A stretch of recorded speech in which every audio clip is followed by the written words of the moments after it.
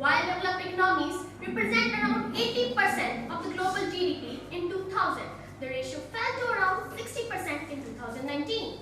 The main question is why some states are more powerful than the others, and what the consequences are because of the uneven distribution of power across the world.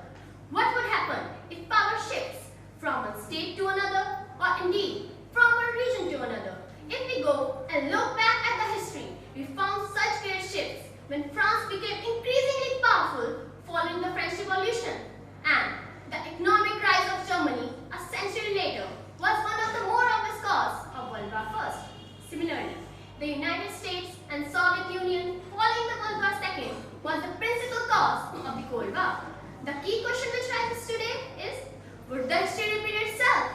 Is it an accurate guide to the present from which we draw useful questions as we look at the rapidly shifting international questions through these key questions? It is being said that because of the disturbances in the Middle East and tectonic plates of power once dominated the West are now in retreat, and as a result, the form of Asia would replace the West at the heart of the world system by the end of 21st century. It is with the rise of China at the center of new Asian order and many challenges facing the West today. Indeed, if Goldman Sachs is to be believed, by the year 2050, China will be the biggest economy in the world, and India the third largest.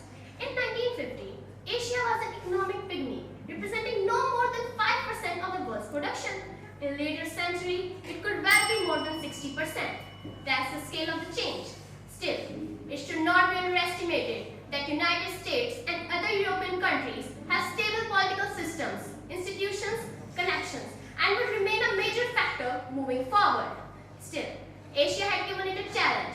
A new global economic order is now emerging to replace the ones which has existed since the end of World War II. Thank you once again for listening to me.